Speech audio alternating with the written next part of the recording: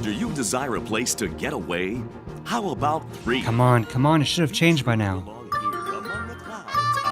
Michael Eisner? Well, it wasn't easy, but I successfully went back to 1984, found my younger self, and convinced him not to replace Adventure Through Inner Space with Star Tours. Finally, I can't wait to experience it for myself. Such a unique attraction with ties to early Disneyland history, one that was so groundbreaking and influenced future Disney experience. Wait a minute. What was with that awkward pause after you said Star Tours? So we're all in favor of replacing Adventure Through Inner Space with what George promises to be an even better future science fiction franchise.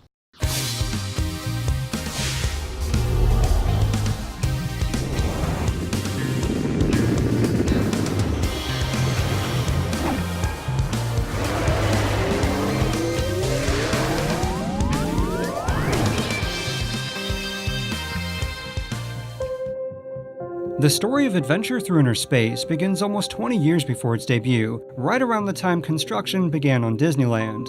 You see, Walt Disney had big plans for Tomorrowland, but his ambitions were a little too ambitious when it came to the park's overall budget. So much so that midway through the land's construction, he allegedly thought about saving his World of Tomorrow for Disneyland's Phase 2 expansion and divert the funds to the other lands. Of course, this never happened, but he would have to make a number of sacrifices to meet the park's deadline. A number of planned attractions had to be put on hold, such as the monorail, flying saucers, and House of the Future. He would also be forced to acquire even more financing from big corporations in the form of sponsored pavilions and exhibits. But with their help, Tomorrowland opened alongside the others on July 5th, 1955. A vista into a world of wondrous ideas, signifying man's achievements. I thought I got a signal. A vista into a world of wondrous ideas, signifying man's achievement, a step into the future, with predictions of constructive things to come. Though Tomorrowland featured attractions such as Autopia, Rocket to the Moon, and Astrojets, most of the land was filled with corporate-sponsored exhibits. It is true that from the very beginning, Walt Disney planned on showcasing industry leaders in fields such as chemical engineering, agriculture, electricity, and energy, but experiences like the Crane Bathroom of Tomorrow or the Dairy Association's prediction of cows watching color TV while being milked with a flying milkman as an example of the future probably wasn't part of his initial vision of Tomorrowland. Regardless, one of these corporate-sponsored attractions was Monsanto's incredibly exciting predecessor to Adventure Through Inner Space, the Hall of Chemistry. To guide you through this exhilarating experience as described by Disney, I've enlisted the help of my good friend, Disney Dan. Thanks, Mark. There's no ticket required for this attraction as Monsanto shows you the romance of chemistry, how chemically made products benefit your life, and how they can make a new and startling world tomorrow. Upon entering Monsanto's Hall of Chemistry, you will see the Chematron, huge shining tubes of the 8 basic materials found in nature. From these 8 common substances come almost 500 different Monsanto chemicals and plastics. And you'll see how these promise to build a new and easier way of life for you, your children, and generations to come. But while you're exploring the Hall of Chemistry, why not visit another jaw-dropping exhibit, Kaiser's Aluminum Hall of Fame? Here, you can view all sorts of fascinating Kaiser aluminum products, sculptures, and displays, with an aluminum foil pig being one of the many highlights. But the true Mona Lisa of this exhibit is a 40-foot-long aluminum telescope that visitors, including yourself, can enter inside and explore. Keep this in mind because it would provide inspiration for a certain iconic structure within a certain future attraction. Thanks, Disney Dan. One last quick thing to mention is that right next door was an exhibit based on 20,000 Leagues Under the Sea. It was basically just a walkthrough featuring props and set pieces from the movie, but for something that was allegedly thrown together at the last minute, it was a pretty immersive experience. We made plans to build an exhibit at Disneyland that will show you atomic energy in action. 2 years after the park opened, and with its monumental success, a number of expansions were planned and listed as upcoming attractions. Now, I've extensively covered both Edison Square and Liberty Street, but another was Adventures in Science. This Tomorrowland expansion was to feature several experiences. One was a time travel ride that would take visitors to the time of the dinosaurs. Another was an outer space attraction and would have been quite different from Rocket to the Moon and potentially act as a companion. Finally, there was Microworld, commonly referred to as Adventures in Science, as it would have been the land's signature attraction. There isn't too much information regarding specifics, but the basic premise was to shrink visitors to the size of an atom, enter a drop of water, and explore its molecular structure. However, much like Edison Square and Liberty Street, Adventures in Science was delayed year after year in a state of indefinite limbo. Our next big building project was in 1959. There's the start of the submarine lagoon and the pylons to hold the monorail. If you want anything done right, you've got to do it yourself. By the early 1960s, Tomorrowland had evolved a little closer into Walt's initial vision, with the addition of a monorail, flying saucers, and the submarine voyage. Another was Monsanto's House of the Future, showcasing predictions, appliances, and technology of home living in the years to come, such as microwave ovens, flat-screen televisions, and much more. However, by this point, the space intended for Adventures in Science and the attraction Microworld had been replaced by the flying saucers. The expansion was abandoned entirely, and this was the case for several years. But then came the 1964 through 65 New York World's Fair. You might be wondering how an animation studio like ours got into the World's Fair business. And frankly, I've often wondered about that myself. But we've been preparing for this international exposition for many years without realizing it. With the massive popularity of Disney's exhibits and attractions at the World's Fair, Disneyland would receive many of these experiences, which would also include a brand new Tomorrowland.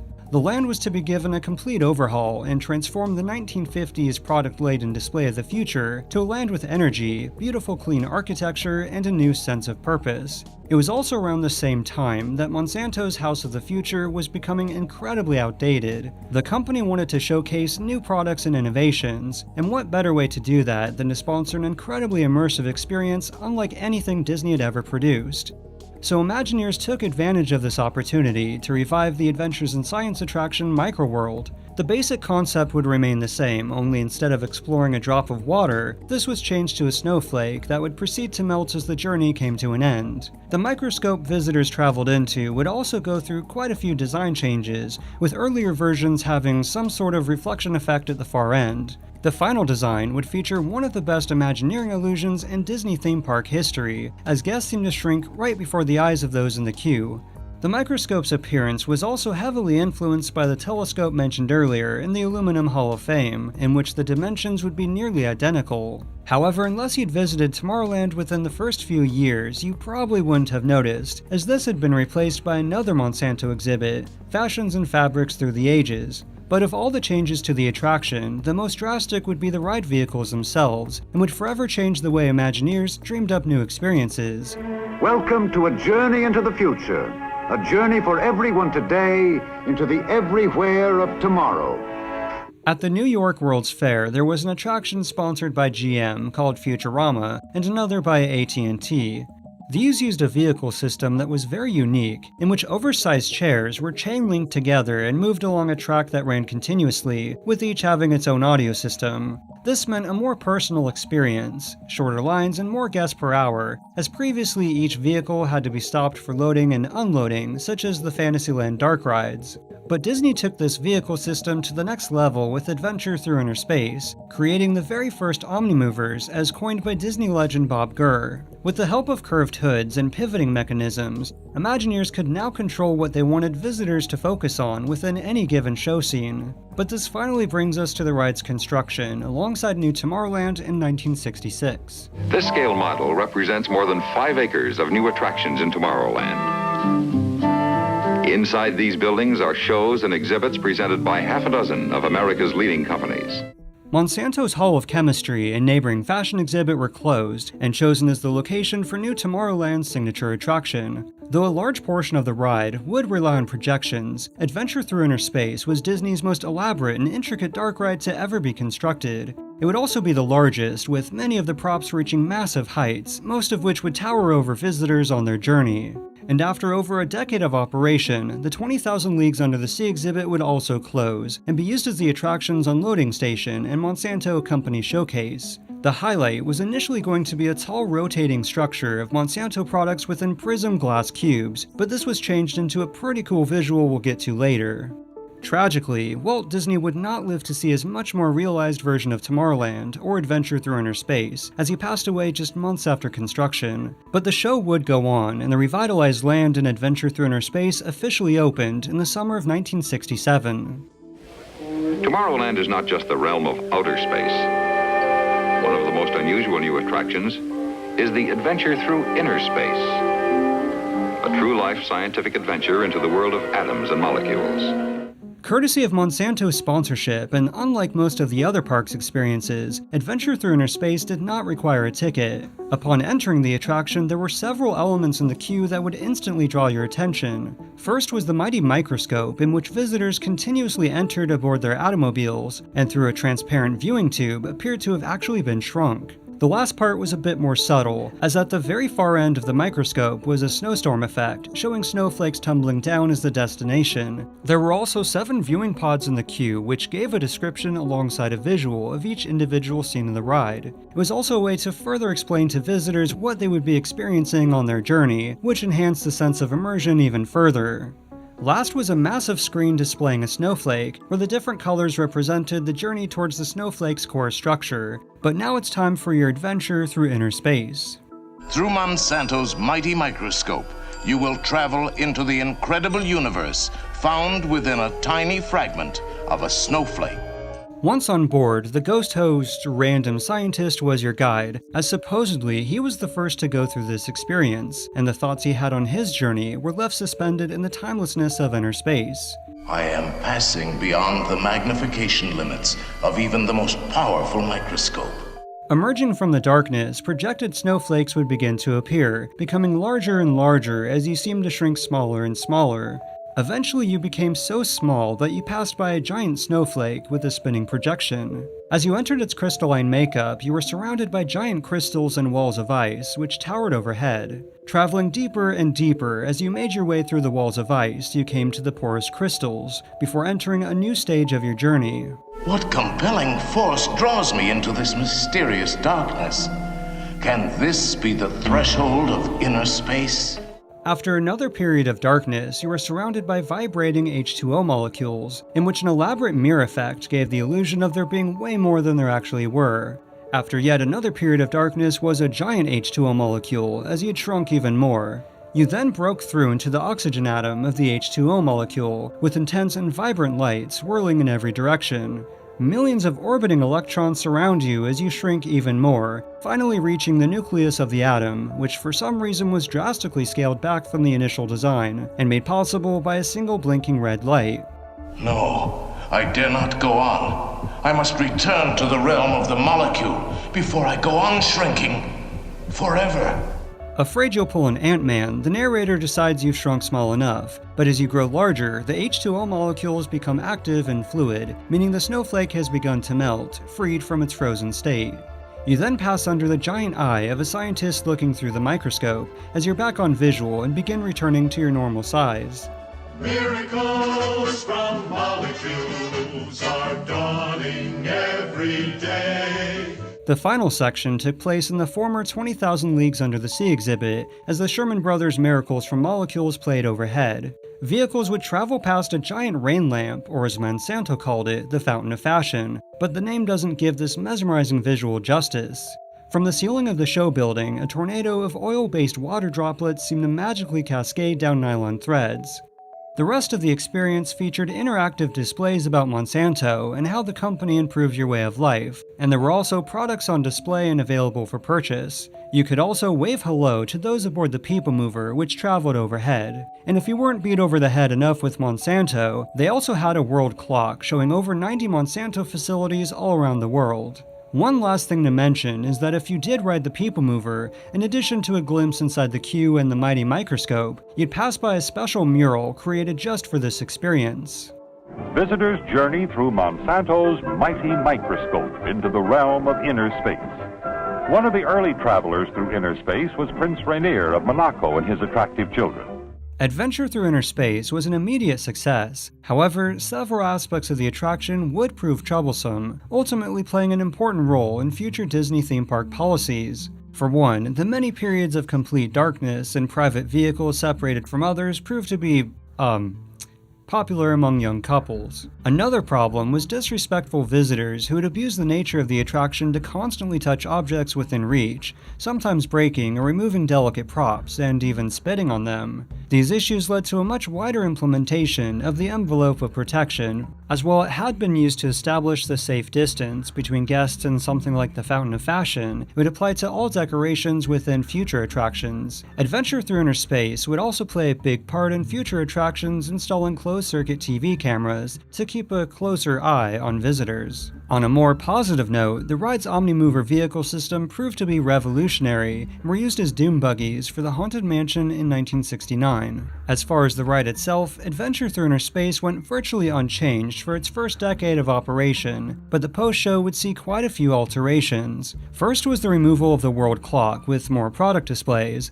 but at some point, the next-door character shop was expanded over the original exit and product displays, forcing visitors to walk through the store if they wanted to get back to Tomorrowland. By this point, the Fountain of Fashion became more like a Fountain of Monsanto signage, but at least the fountain still worked. However, the first sign of trouble came in 1977 when Monsanto discontinued its sponsorship. This resulted in a very minor script change within the attraction, and the Fountain of Signage became more like a fountain of snowflake symbols, and sadly, the once impressive water effect was turned off forever, and the interactive Monsanto displays would now simply feature attraction posters. And just to quickly address a myth, some have said that due to guests accidentally walking from the gift shop into the exit, they put an explanation of the ride and where to enter the queue. However, looking at a promotional video released the year after the attraction opened, this was always there near the unloading station. By the 1980s, the attraction was in a sad state of neglect, from the original snowstorm effect no longer working, to the projections in the ride being dim and difficult to see. But ironically, the same year Monsanto abandoned the ride, another science fiction experience made its debut,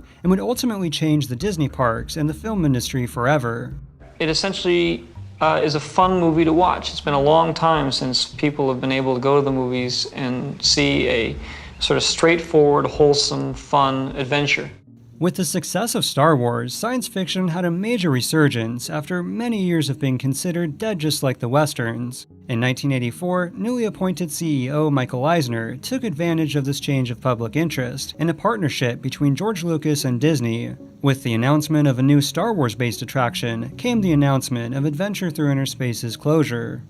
When we planned to put Star Tours in the location where the ride to inner space was, and I proudly told the New York Times that we were going to retire inner space because it wasn't up to the technological world that we now lived in, I got killed with the love of inner space.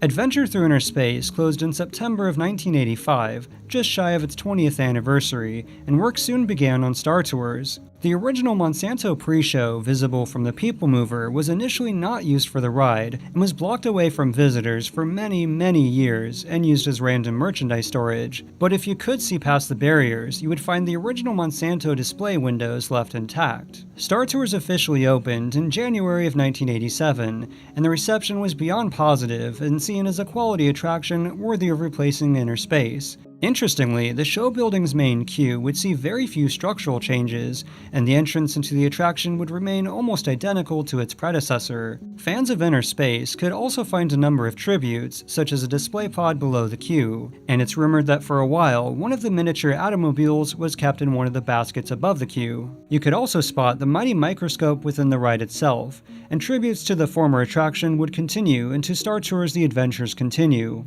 Eventually, the former Monsanto showcase became an extended queue for Star Tours, and for a time you could still see where the People Mover used to travel, but has since been remodeled.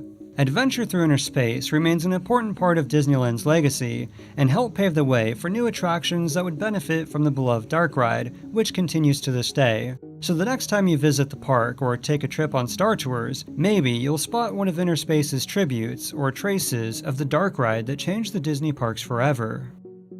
As always, thank you all so much for watching, and if you want to hear even further discussions about Inner Space, check out the Yesterworld podcast, where we do a deep dive after each episode. You can find the link in the description, and we'll see you next time on Yesterworld.